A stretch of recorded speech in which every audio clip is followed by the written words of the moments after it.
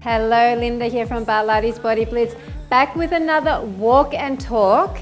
We are going to be doing about a 15-minute express workout with a lot of core focus today, keeping it really simple, no equipment. And we're going to be chatting throughout this workout about exercise goals and whether your type of exercise that you're doing regularly is actually helping you achieve your goals.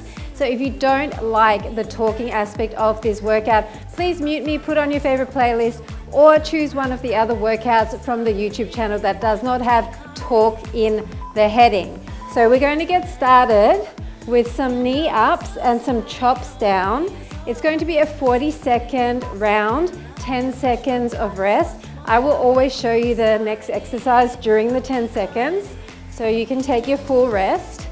I want you to really pull your tummy in, nice tall spine, and bring that knee up slightly diagonal, feeling your obliques from the get-go. Nice strong arms and deep breaths. And most importantly, a smile on your face because it feels good to move. Talking about movement, what goals do you have for your exercise routine? There's so many reasons why people exercise. Some of them, we're going to come into a butt kick and then a step touch. Some of them might be to lose fat, to build muscle, to get stronger, just to feel more powerful, to have better balance, to be more flexible, maybe simply just to get off the floor more easily. If you're on the floor with grandkids, for example, maybe you just want to be able to get up without having to worry about straining something. There's many different reasons why people exercise, and usually it's a mix of something to do with how it makes them feel, but also how it makes them look, right? Because let's face it, we don't put ourselves through all of these sweat sessions for no reason.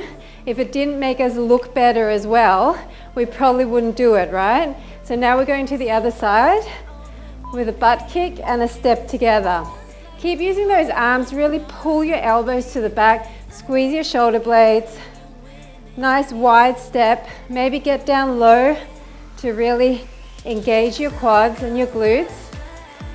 So whatever your reason for exercising is, and it could be a combination of things, of course, you kind of got to be doing the right kind of exercise to achieve your goals. Otherwise, you could be exercising every day and you still reap benefits from that, but it might not be targeted enough to really achieve what you're looking for.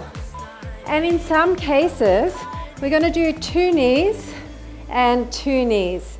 So you're stepping, pulling that knee down, and other side. And in some cases, it could actually be counterproductive to achieving your goals. So what I mean by that, and I have talked about this a little bit in some other videos, little Minnie is walking off camera. She's had enough of all this exercise talk.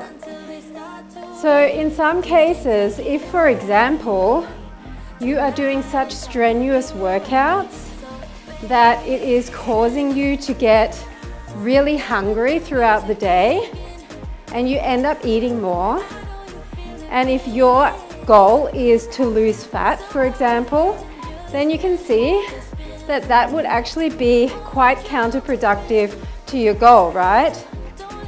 A lot of people, we're going to stay on one side, pull that knee up and elbow down, put all your weight in the heel as well as the big and second toe of your supporting leg, and really swing those arms down. You want to get your elbow down so you feel your waistline crunching here. A lot of us have been fed this idea that harder is better, right?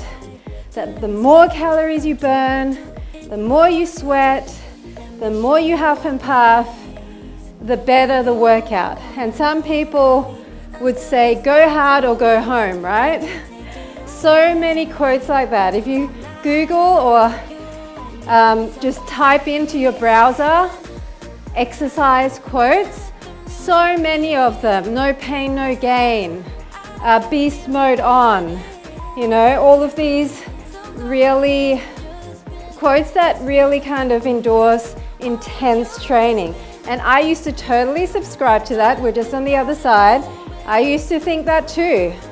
If I didn't burn X amount of calories in a workout, if my shirt wasn't sweaty, if I wasn't huffing and puffing in the middle of my workout and actually sometimes even feeling a bit sick, I thought I wasn't working hard enough. But guess what? When I was training like that, I felt puffier, I was heavier, I didn't feel good, I felt fatigued all the time. So in terms of my goals at the time, so we're gonna go reach and then pick up the leg, but this time it's a straight leg lift. So you're leaning towards it, reaching and leaning. So at the time, my goals were definitely to get leaner, to lose fat, and what was happening was my workouts were just too intense for that. I was working out so hard that my body actually wasn't willing to release the fat because I was raising my cortisol, spiking my stress hormones, and my body was like in fight or flight because of the really intense workouts I was doing 6 or 7 times a week sometimes. And we don't realize, we're just going to go to the other side, how important it is to allow your body to rest, right? We're getting that more and more now. Luckily, people are getting the memo that you need to rest, and sometimes the rest part of the program, you know, sleeping really well, taking rest days, doing easier days, sometimes that's where you get more results than if you hammer your body day in and day out.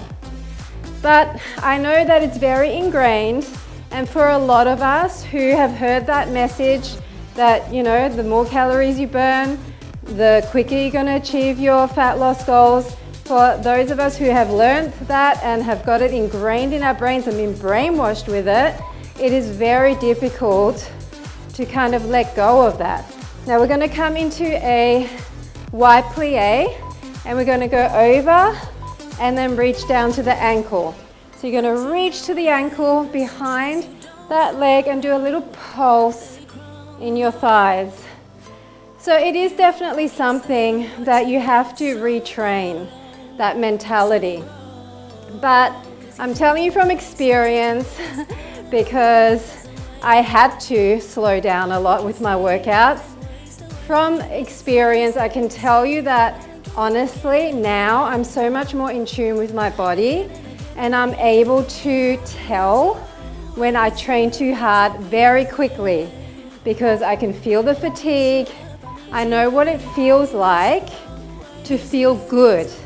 I know what it feels like to have energy throughout the day, to not feel fatigued and spent after your workout. Now we're going the other way, so we're going to reach behind and then reach this way. So now that I had that benchmark, that new benchmark of feeling energized, of not wiping myself out with my workouts, it's easier for me to see when I'm overdoing it. I even tend to get a little pressure headache when I go too hard. I definitely feel like I'm ravenous if I'm doing, say, HIIT training that's really intense. There's certain workouts that I've just stopped doing altogether because I noticed that when I was doing them for a consistent period of time, I would put on fat because I honestly just couldn't stop myself from wanting to eat more and more. So we're going to twist, twist, knee up, twist, twist, knee up. It was like you become this insatiable monster, like especially a carb monster. Your body is looking for sugar all the time. And it was definitely counterproductive. I felt inflamed. Sometimes it's not even that you're carrying extra fat, but when you're really putting a lot of pressure on your system, your body has all this inflammation that it never has time to kind of get rid of. So even when you go for a holiday and say you can only walk for a few weeks, often people notice that they lose inflammation and water weight and that they look leaner. They may not necessarily lose fat or the scales may not go down dramatically, but they actually feel less puffy after going away on holidays. Okay, we're going to go up and down. It's like a wood chop. So you're going to reach up to the corner and then chop down. So that is a good indication. So basically what I'm trying to say is, if your goal is fat loss, you may have to reconsider what you're doing. I would highly recommend that you stop doing any really intense HIIT style workouts or any really grueling endurance sessions and focus on zone 2 cardio.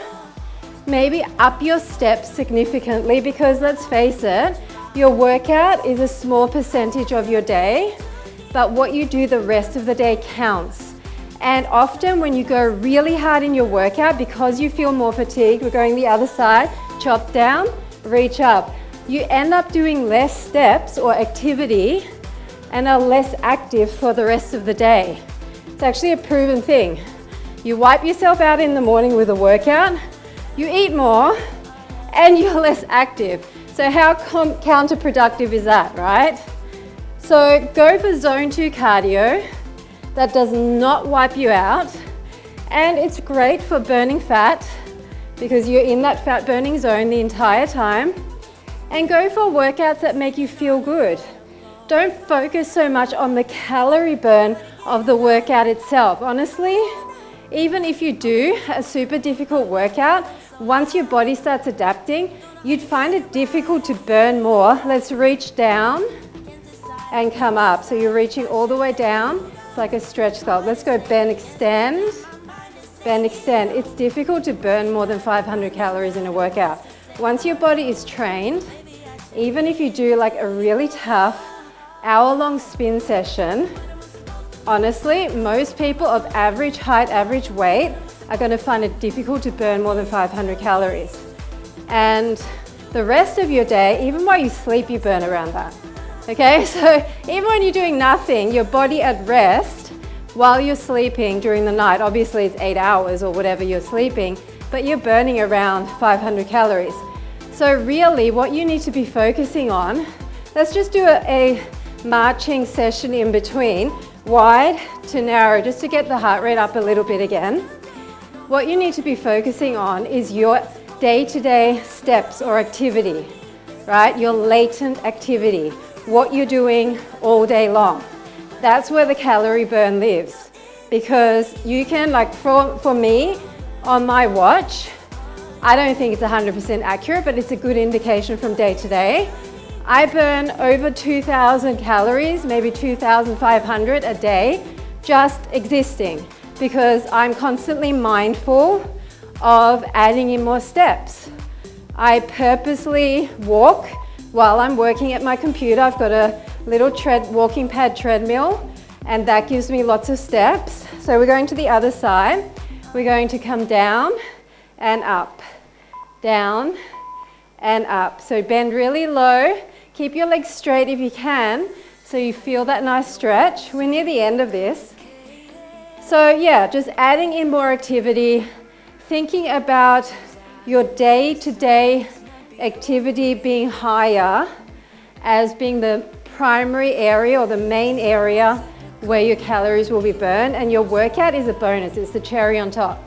Now, obviously, fat loss is not your goal. You may have the goal of building endurance. You may have the goal of building heart fitness. You may have the goal of building flexibility. So then, according to that, you also need to think about what workouts to do. So let's go 2 steps across and back. We're coming towards the end, people, so give me a little bit more. So if, for example, you want to build heart fitness, then go for the HIIT workouts. Don't do really long ones. That's actually not going to help you out, because nobody wants to feel fatigued no matter what your fitness goals are. But do some high intensity interval training so your heart rate spikes and then slows down again, spikes and then slows down again. That will definitely help you improve your heart fitness. Or if it's flexibility, add in more yoga. You can do yoga sculpt. You can do cardio yoga sculpt. So it's a little bit of everything. It's got that sculpting element. It's faster pace. Let's go knee, step, step, knee, with a little kind of circle arm pull. So So you might want to do that so that you get a zone 2 cardio, like those yoga flow workouts that are a little bit faster paced. They will still get your heart rate up. They'll get your muscles burning, but they will also work on flexibility. So just be smart. It's not about working harder, it's about working smarter. And if you don't have a goal, maybe choose a goal, because it's always good to have something to work towards. It's good for your mind to have a goal, to challenge yourself in some way so that you know you're progressing. Something that's measurable. Give yourself a certain amount of time and try to really have some sort of plan. It doesn't have to be anything spectacular or really detailed, but a loose plan to follow. Maybe ask ChatGPT to come up with something for you, and that will then allow you to keep progressing in some area. So that's it, 15 minutes, cardio sculpt, zone 2.